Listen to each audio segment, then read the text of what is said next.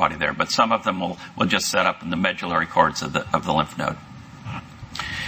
If this follicular helper cell produces IL-4, then those centrocytes are going to differentiate into memory cells, which is the investment that prevents future infections, right, from causing disease. Those are the ones that are going to expand with very little signaling. You've already got large numbers of them, and so they're going to produce high affinity antibody, and under the influence of different cytokines will depend on the class of antibody they're going to make. But we know that the major antibody that's produced in most infections is IgG.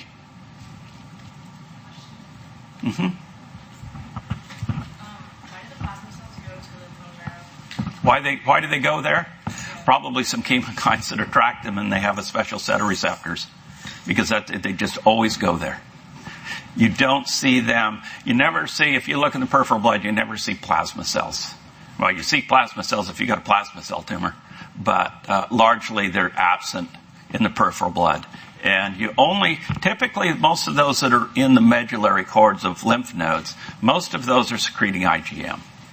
So it seems to be something to do with after they've undergone class switch and affinity maturation, and under that influence, okay, of the IL-10, then they're going to start to differentiate into plasma cells. But remember, you go from a centrocyte to what do we call them? A plasma.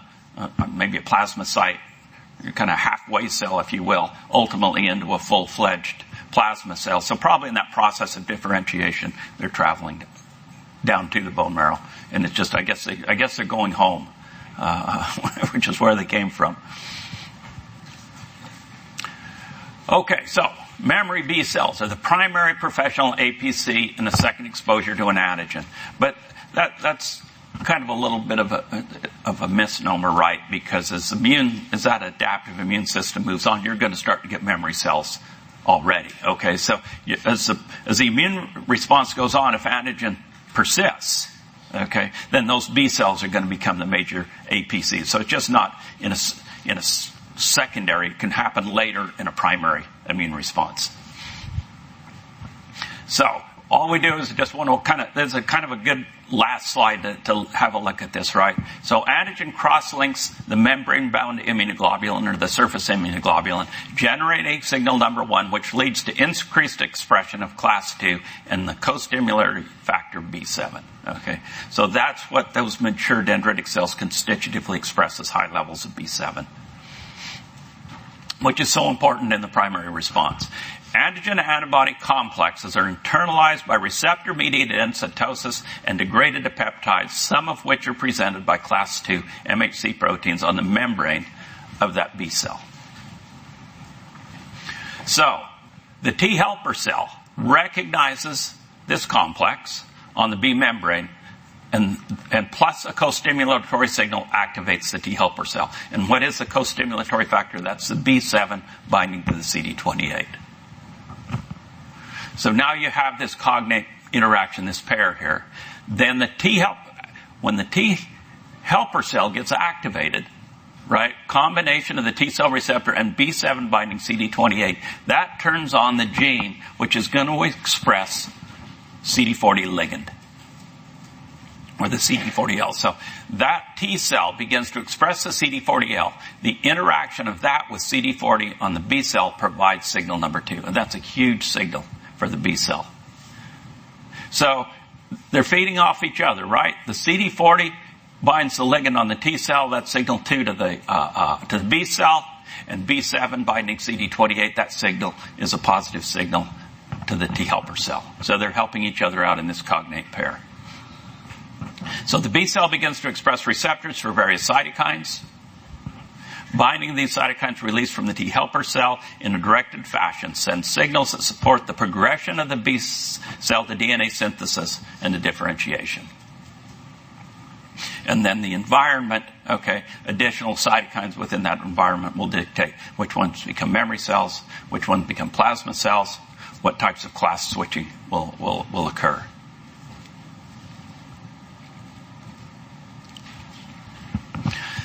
Okay, so I want to reiterate that not only is it efficient for a B cell to become an antigen-presenting cell to a T cell. But that gets those, the B cell and the T cell are specific for different parts of the same antigen, right? The T cell epitopes are linear peptides. The B cell epitopes are complex native antigens. And so if the B cell can grab that antigen that it's specific for, internalize it, and put T cell epitopes, if you will, out on its surface, then the T cells are going to respond and expand to that. So it's a very efficient process because you've got the T cell and the B cell directly in communication with each other, which is going to drive what the B cells do. So that's under the normal circumstances. I put this in here because it's kind of a clever way to look at the interaction between a T cell and a B cell for pieces of the same antigen. So, the reason I put this in here is Haemophilus influenza type B. It's one of those bacteria that has high densities of polysaccharides on the capsule. And it causes meningitis in infants that have not yet developed marginal zone B cells. If you remember, I showed you a slide last week. We had different kinds of B cells. We had B1 cells, we had transitional B cells, we had follicular B cells, and you have these marginal zone B cells, and they largely produce IgM.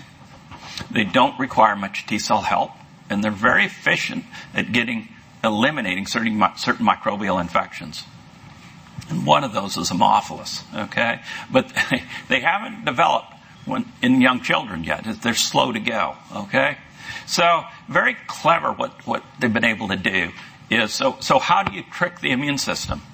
Well, what they did, and it is extremely clever, is they took that and bound that to the tetanus toxoid that is used to vaccinate with tetanus.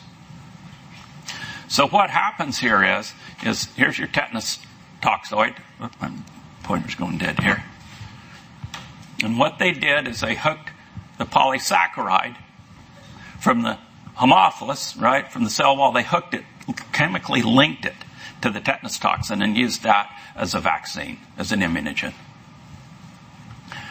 Well, we know that regular B cells, follicular B cells, are B cells coming out of the bone marrow, right? They make receptors to everything. They're making receptors to these polysaccharides. And so what you do is the B cell with an antibody specific for that is going to bind that. It's going to internalize it. It's going to put pieces of granted, it's going to put pieces of the tetanus toxoid because that's protein, right? Remember, it's got to be a peptide that binds the MHC here, and present that to a T helper cell. And you can actually get activated B cells producing antibody now against the polysaccharide antigen on the surface of the bacterium. So you've kind of created this unique antigen that is, in fact, immunogenic, but you've put some protein on there that's going to do something as well. So what are you going to get, right? Well, you're going to get antibodies to the tetanus toxin as well. But you're also going to provide help to B cells that have surface Ig that bound the polysaccharide.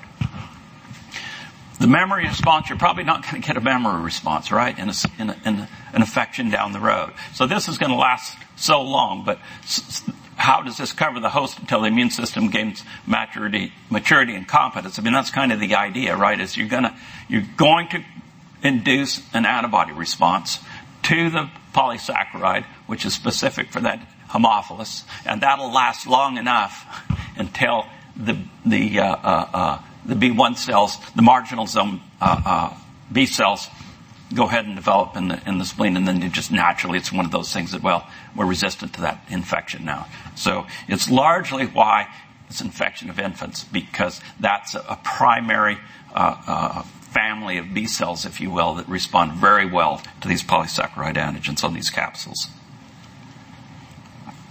So it's the same thing we were looking at before when we're talking about a normal, if you will, a normal natural type of situation where the B cell is binding the B cell epitopes of an antigen, processing them, and presenting them to the T cell epitopes to the T cells. So those two cells that are specific for that same bug are working in concert.